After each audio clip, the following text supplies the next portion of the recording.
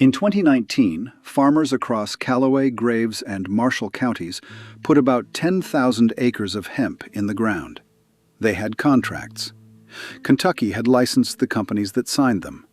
Many of them were never paid. And some of the ones who were paid were sued 3 years later by a trust in a bankruptcy court and told to give the money back. One of them said he had already spent it, getting his ground ready for the next season, because the company told him to plant again. He lost.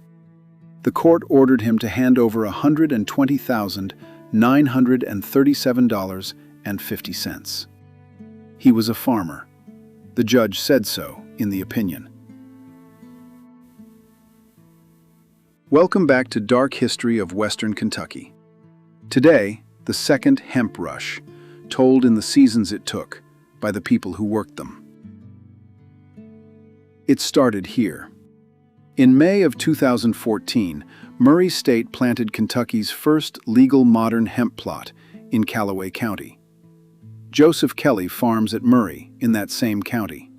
He was one of the first farmers in Kentucky to touch the crop, 2015, with seed Murray State passed along to him. He will tell you so himself. His words: "It would be fun to do it. I mean, this was something I really enjoyed."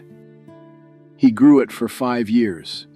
He learned it the way farmers learn anything, by doing it. One year, the weeds got ahead of the crop. The sickle mower could not handle it, and he brought the harvest in by hand. He is not a story about a man who got greedy. He is a farmer who loved a new crop and kept his head while everyone around him was losing theirs. Because by 2018, companies were renting meeting rooms and filling them with farmers. The number on the screen was $25,000 an acre. Kelly had actually grown the crop. His math was plain: 8 to 10,000 an acre if the season went well, 4 or 5,000 of that eaten by expenses. His words: "If you can make $1,000 an acre, in my mind that was great. 25,000 on the screen, 1,000 in the pocket. Nobody had to lie to build that gap." The deal was always the same. A processor signed you before you planted. You grew it, they bought it. The risk was supposed to be theirs. For families in Graves County, that promise landed on ground that needed it. Tobacco had carried them for generations, and tobacco was going. Justin Clark farms at Wingo. His words: "I grew up raising tobacco. My dad, family, have always grown tobacco." In 2019, his family put 180 acres into hemp, looking, he said, for something else to get into. And in Clay County, in the east of the state, Leewood Cornett went in bigger than almost anybody. This was not a man chasing a fad. Hemp had already paid him twice: 2 crops, 2 profits. That spring, he planted 115 acres for a processor called Atalo and hired crews to put every one of them in. The biggest name in the state was Gen-Cana Global. In December of 2018, it announced a $40 million plant on US 45 north of Mayfield. 80 jobs, state incentives. It went up through 2019. Farmers drove past it on the way to their own fields. While the crop grew, the market broke. In 9 months, the price of CBD biomass fell by about 3/4. A federal judge later found the collapse was due mostly to that price crash. That is true, and it belongs in this story. So does what the same court found next, from the sworn testimony of Gen-Cana's own vice president of finance and its former general counsel. In June, a new lender, and terms the court called onerous. By late summer, not enough money to pay both the men building the plant and the men growing the crop. On September 3rd, the company quietly stopped work on the building. 3 days later, a Paducah supplier filed the first lien. 5 days after that lien, a television crew stood in Justin Clark's field at Wingo, the crop tall around him after a summer of his family's work. He told them he knew there was no crop insurance, that Gen-Cana, in his words, kind of took part of that risk away for us. And then he said this: "So far, they've done everything they've said they would do." Nobody had told him. The men who knew were managing payment defaults. He was standing in his field. Harvest is the paycheck. Everything a farm family spends and does from March to October gets carried to the scale in the fall.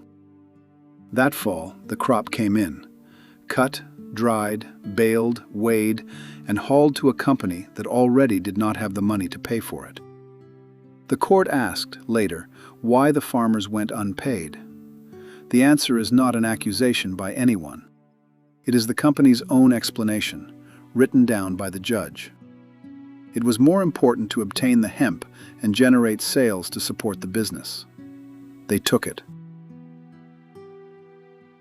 Kelly was not with Jen Canna. He had signed with another company, built the same way.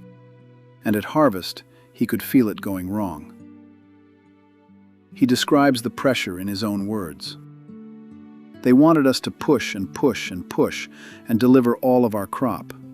That way they could take possession of it. And then they didn't have any intention of paying us. He had been paid for half his crop up front, so he did what almost nobody else thought to do. So he told them, in his words, "We're going to give you half of everything, and I'm going to hold on to the rest until I see some money." He delivered just a tiny bit more than half. That way, they would owe him money. He locked the rest of a year's work in his own barn. The final payment never came. Leewood Cornett's 115 acres took a full season of hired hands. Planting crews in the spring, labor all summer, harvest crews in the fall. His costs came to $167,000, and most of that was other people's wages, paid so the crop would be ready. Atalo paid him nothing. Not late, not less, nothing. He mortgaged his home to cover the crop debt.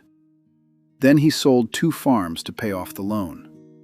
A longtime farmer, who had made money on this crop twice before, put that year into one sentence: "You talk about getting shellacked. They didn't treat us too good." Brandon Barnett was owed $800,000. The company put it in writing, a letter acknowledging the debt. He described what else was in the envelope. Nothing. Bobby Huff spent a season raising 10 acres. When nobody would take the crop, he ground it up and fed it to his cattle.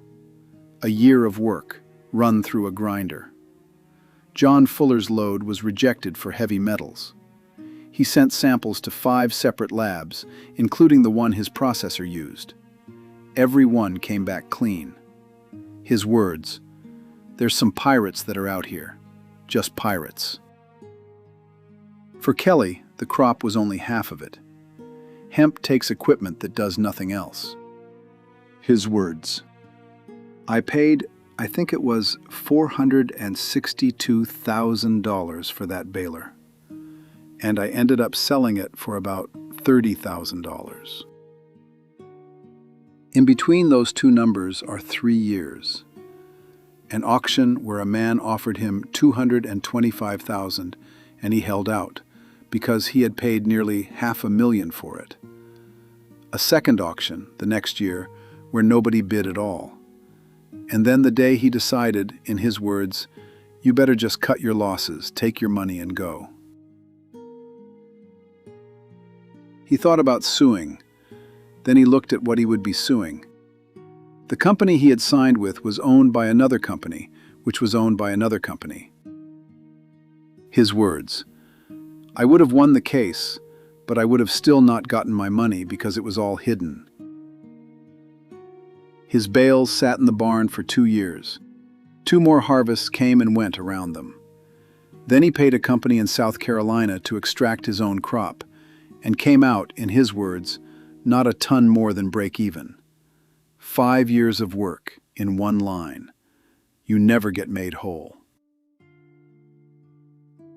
In January of 2020, 3 unpaid creditors forced Jen Canna into bankruptcy. One of them was Pinnacle Incorporated of Benton. contractors from the Mayfield building. Remember that name. That June, the company's own lender took the assets and the name for about $75 million. And in the same season its farmers went unpaid, its name was on billboards across West Kentucky and on the Kentucky State Fair as title sponsor. The state's agriculture commissioner said it plainly, "I wished they had used their marketing budget to pay their bills." A company that files for bankruptcy has to write down what it owes. That list is public. It is still online. From this corner of the state alone, more than a dozen farms are on it. Together, close to $10 million. 10 of those farms are down for more than $500,000 each. The largest one is Justin Clark at Wingo, $989,945. That is the company's own accounting of what it owed the man who stood in his field at the end of a summer's work and said they had done everything they said they would do. 12 of those families hired the same law firm in the same office on North 7th Street in Mayfield. Then the estate went looking for money. It filed about 110 suits to claw back payments the company had made on its way down. Some of the people it sued were farmers. One was Kenneth Anderson. The opinion describes him in the court's own words. The defendant is a farmer that grew hemp for the debtor in prior years. He said he had already spent the money getting ground ready for the next season because the company told him to plant again. The court took it back anyway. $120,937.50. Money he had earned with a crop he grew. Kelly watched it happen to men he knew. Some of them refinanced their farms to cover it. Kentucky licensed these processors. To hold a license, a processor did not have to post a bond or show it could pay for a single acre of what it contracted. The state's position was that the contracts were between license holders. No enforcement action by the Attorney General appears in the public record. It would be easy to end by calling this a swindle. Joseph Kelly won't do it. He doesn't think it was built to fail. He thinks they were gambling on a buyout to carry them through. His words, "It was a gamble for them too." That is Kelly's view. Here is the part he is too generous to say. A gamble is something you agree to take. The farmers put up the stake, the seed, the wages, the seasons, and they were never asked. They never finished the building. The contractors it stopped paying bought it at the auction, Pinnacle of Benton, leading the men who had poured its concrete. They said they meant to finish it, get a new business in there. We drove out there this month. The bays are still open holes with no doors in them. There is a padlock on the gate and grass coming up through the gravel. And out at the road, a sign, 34 acres, for sale. The building can be sold. That is the thing about a building. It can always be sold again. The 2 farms Leewood Cornett sold cannot be unsold. Somebody else works that ground now. And Joseph Kelly, ask him if he'd ever grow hemp again, and he doesn't say never. He says the same thing he said about the beginning. It would be fun. This was something I really enjoyed. A company in South Carolina still tells him, if you grow it, we'll buy it. Then he tells you what he does instead. When he can rent his ground to somebody paying cash, his words, I'll take the guaranteed win right now. Go back through the wreckage and watch who came out.